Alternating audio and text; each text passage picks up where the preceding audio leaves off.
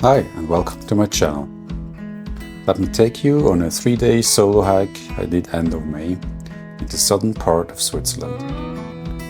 I wanted to enjoy the beauty of a very remote area without too many people on the trails, but 4 beautiful alpine lakes on the route. I have never been to this area before, so I thought it was also a good idea to test my new Durston X-Mid 2 solid tent.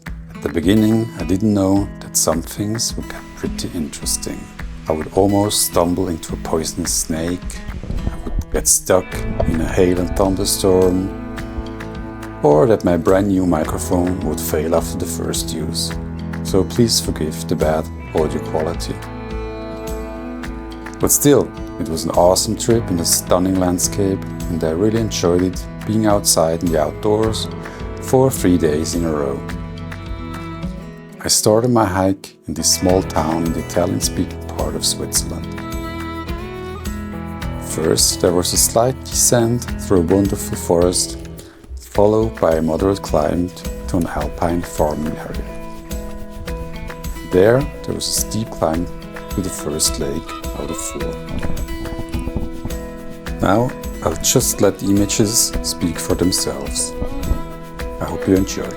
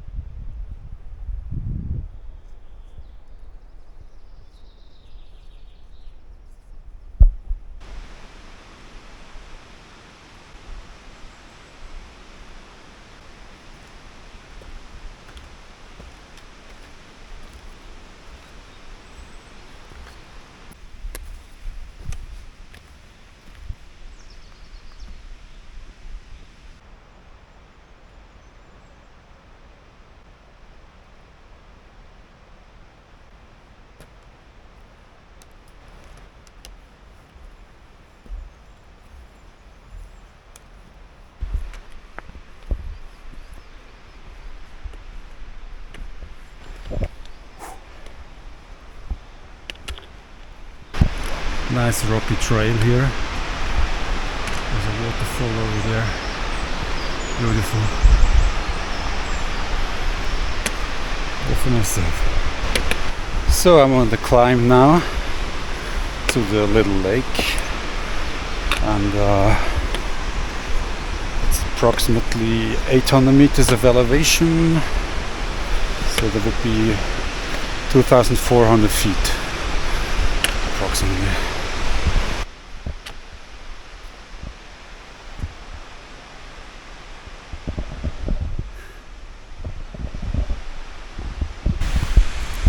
Hello, my little friend.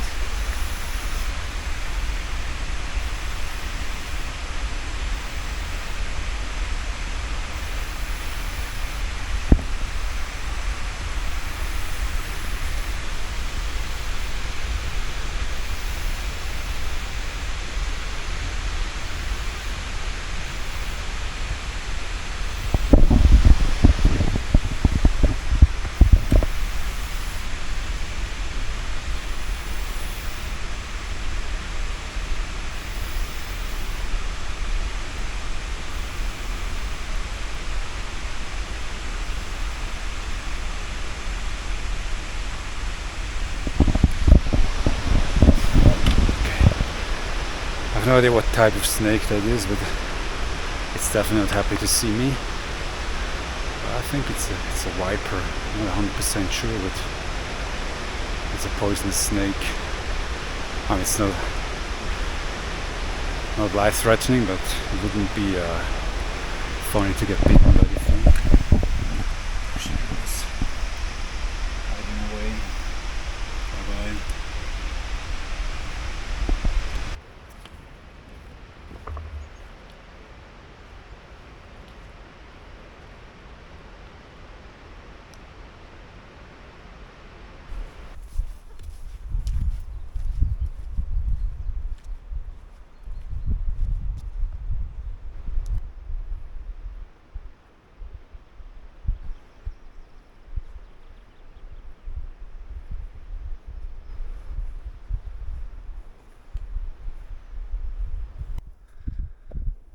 So, I'm at an elevation of 1,730 meters now. It's another 200 meters climb, and this is the final push through this beautiful landscape here. I'm all on my own. Awesome. You might also notice these landmarks, red and white stripes. These are the way marks here in Switzerland for mountain trail.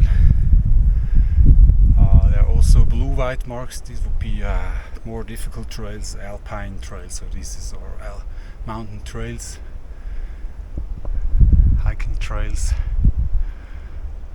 That looks beautiful. So I've made it to the elevation, not yet to the destination. Behind me is a farming house, an alpine farming house. So the farmers bring their cattle up here during the summertime, so they can eat fresh grass and herbs all day long, and out of the milk they produce very tasty cheese. So they bring up goats and sheep. In this area I would assume they would bring mostly goats in this type of terrain. So yeah, I'm going to have a short break here, and then I head over to the destination for today. A really beautiful lake, I hope. I've never been to that lake, so let's see.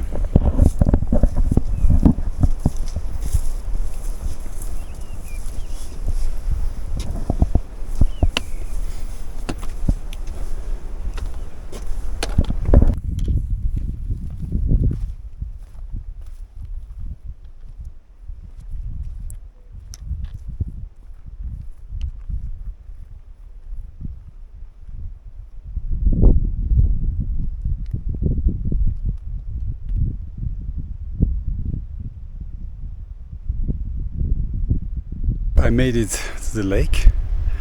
It's absolutely stunning. Look at that.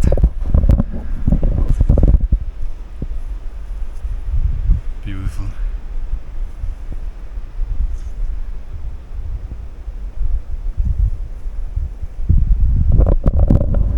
Awesome. It's the first time I'm here. I've never been to this place.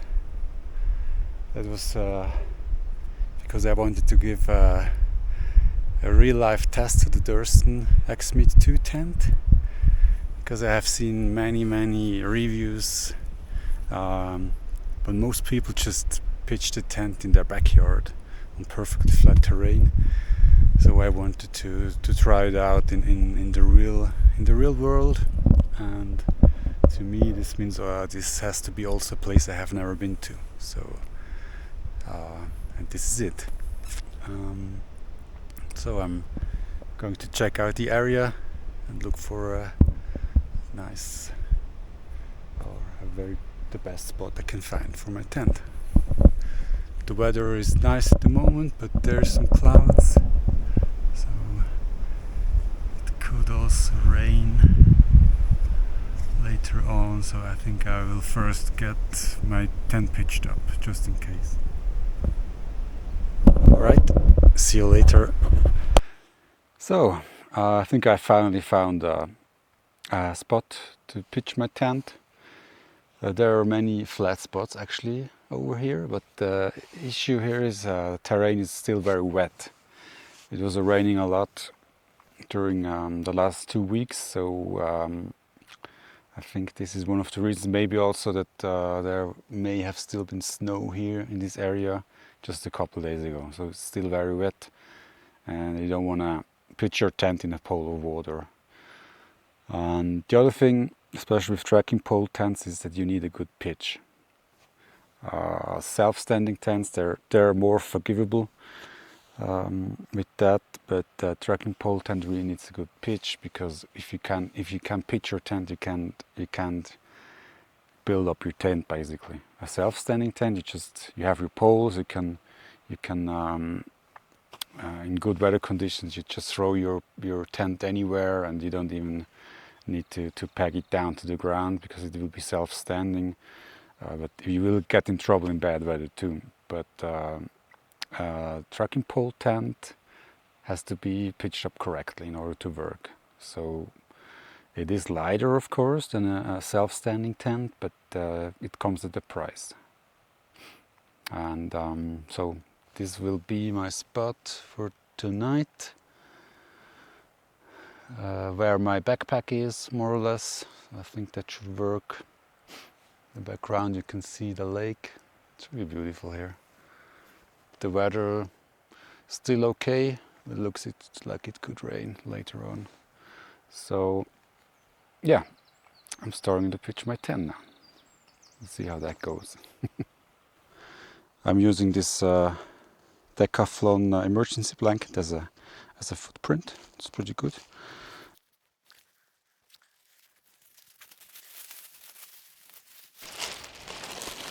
It's pretty thick material, and I've already used this various times and still good. So I think it's not a bad deal. And in the case of emergency, you can also use an emergency blanket. So pretty good. Okay then, let's see if we can pitch the tent.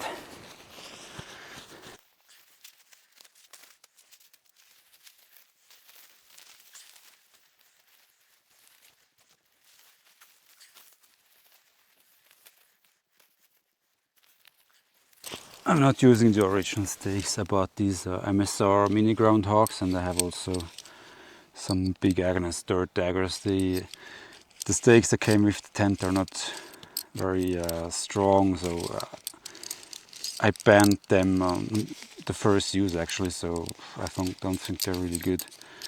So that's why I bought these stakes.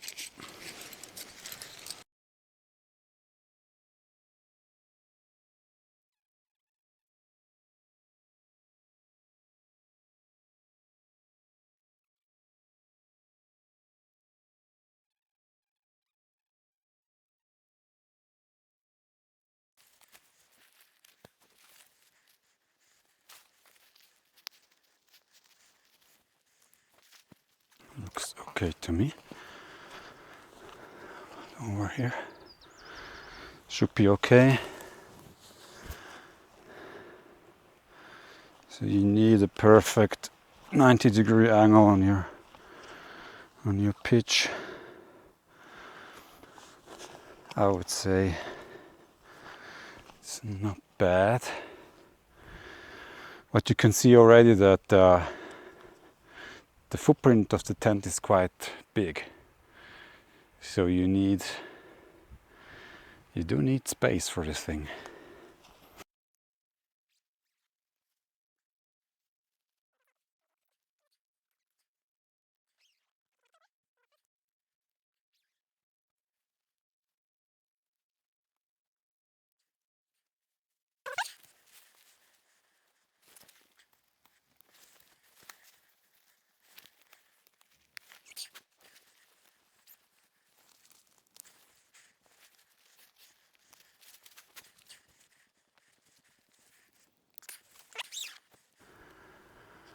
So there she is.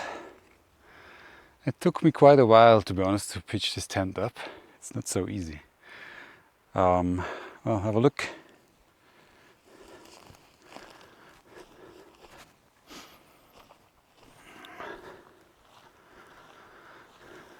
I hope the floor will protect me from the wet terrain. So there she is. So this is the tent with the sleep system. This is what it looks like from the inside. I have a sleep system. It should be fine for 4 degrees Celsius. So that's what's in the forecast for tonight. So it should be okay. There are pockets over here and also on the top, and same on the other side. And yeah, I mean, it's pretty big for one person, obviously. But one issue is when you're using this as a 2-person tent, the person sleeping on this side will have this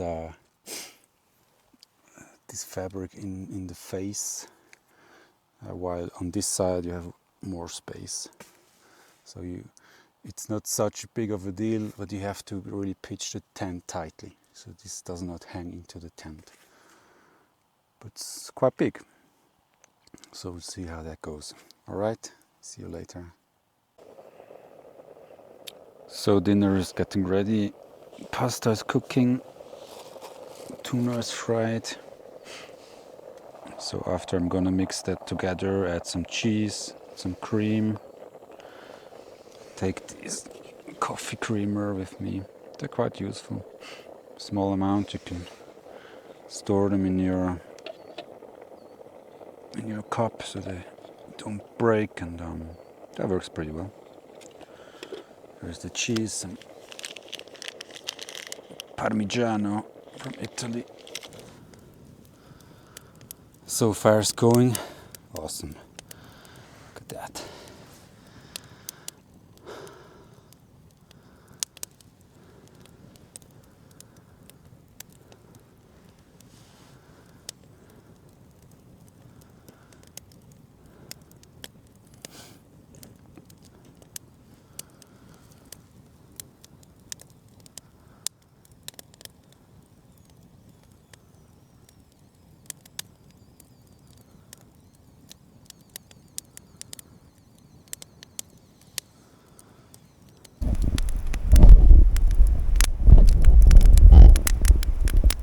I'm giving a last push here with the fire. It's getting colder. Moon's coming out. Soon daylight will be gone. So I'll let this burn down. Then I guess it's time to go to sleep soon.